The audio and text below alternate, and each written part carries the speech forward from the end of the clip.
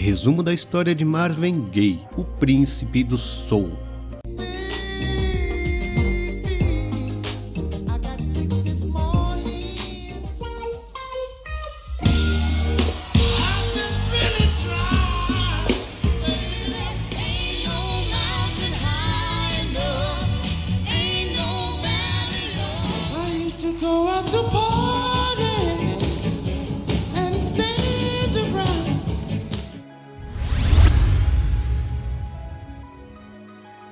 Marvin Pentz Gay Jr. nasceu em Washington, capital dos Estados Unidos, no dia 2 de abril de 1939. De família humilde, ele cresceu num bairro bem pobre chamado Deanwood. Seu pai, Marvin Sr., era pastor e sua mãe, Alberta, dona de casa e professora. Ele tinha mais 4 irmãos, 2 homens e 2 mulheres.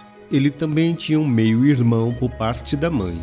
Desde criança ele cantava na igreja onde o pai era pastor e também aprendeu a tocar vários instrumentos musicais. Mas nem tudo é o que parece. Se na igreja o pai era uma pessoa, dentro de casa era outra completamente diferente. Era abusivo e violento com a família, alcoólatra, não se firmava em nenhum emprego e ainda tinha um estranho hábito de se vestir com roupas femininas. O pequeno Marvin foi o que mais sofreu na mão do pai. Apanhava muito. Por algum motivo que nunca foi desvendado, Marvin Sr. nunca gostou do filho. Ele também desconfiava que Marvin Jr. não fosse seu filho. E o pior de tudo é que ele achava que o filho tinha um caso incestuoso com a própria mãe, só pelo fato dele ser o filho mais chegado a ela.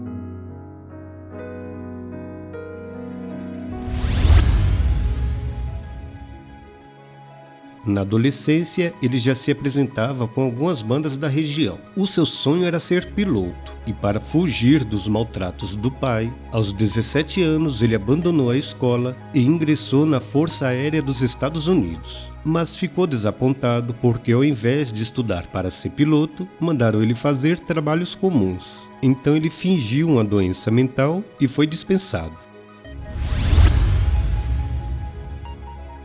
Marvin começou sua carreira na música oficialmente em 1957, cantando e tocando em alguns grupos de soul e R&B. Sua fama começou a crescer quando ele tocou bateria no maior hit das Marvelettes.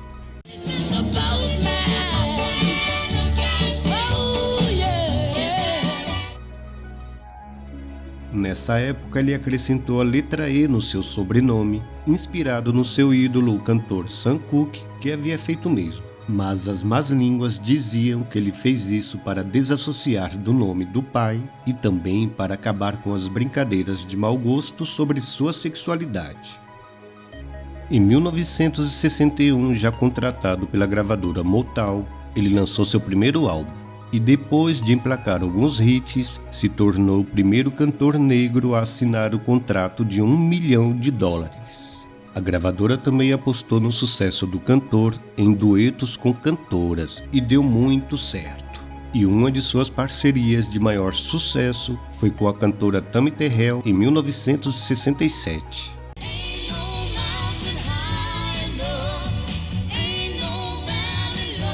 A química entre os dois era tão boa que os fofoqueiros da época diziam que eles tinham um caso, mas isso nunca foi confirmado. Nessa mesma época, Tammy descobriu que tinha um tumor no cérebro e após 3 anos de uma longa e dolorosa batalha contra o câncer, ela faleceu aos 24 anos de idade. Marvin ficou tão devastado com o que aconteceu com a amiga na época que não conseguiu comemorar o estrondoso sucesso de mais um hit na sua carreira solo, que ele havia lançado em 1968.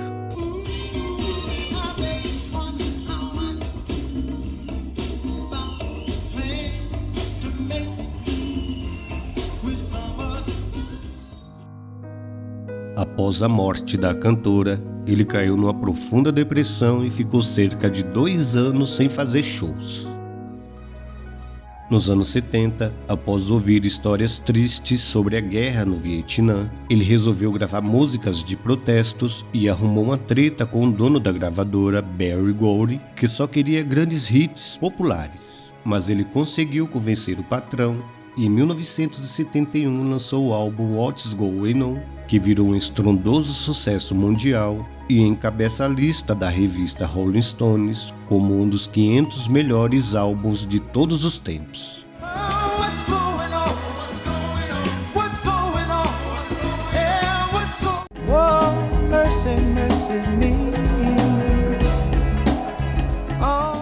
Em 1973, ele lançou mais um mega sucesso.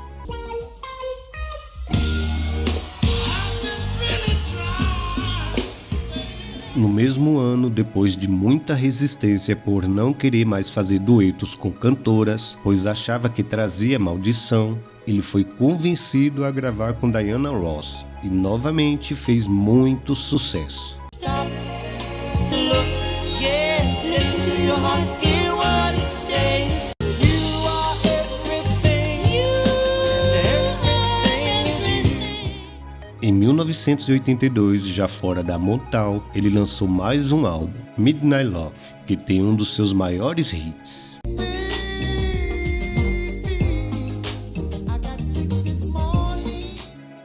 Em 27 anos de carreira, ele lançou dezenas de álbuns, ganhou muitos prêmios, muito dinheiro e teve também muitos problemas.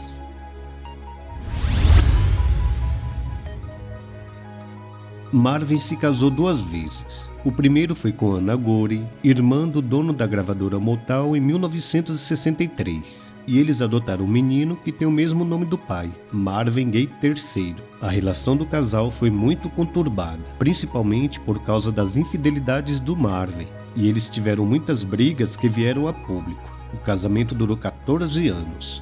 E depois de uma longa batalha judicial difícil e cara, eles se separaram legalmente em 1977 e Marvin saiu do casamento praticamente falido. Em 1977 ele se casou com Janice Hunter, que tinha apenas 21 anos e era sua amante desde os 17.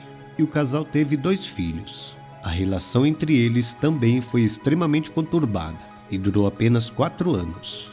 Anos depois, ela lançou um livro contando os maus bocados que viveu com ele.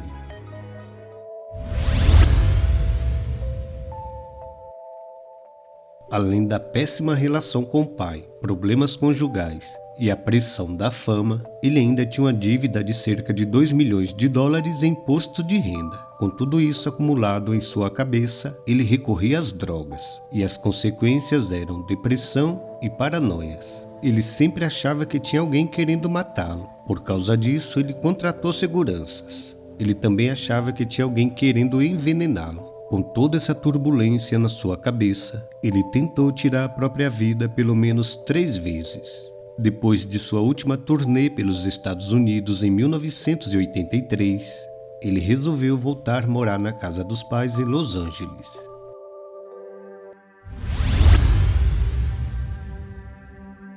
Enquanto Marvin conversa com a mãe no quarto, o pai procura os documentos na sala. Como ele não encontra, vai até o quarto muito nervoso e começa a brigar com a esposa. Marvin sai em defesa da mãe e dá um soco no pai que cai no chão. Então Marvin dá vários chutes no pai. O pai levanta com um olhar cheio de ódio. Então ele vai até o seu quarto, pega um revólver calibre 38, volta e dá 2 tiros no filho.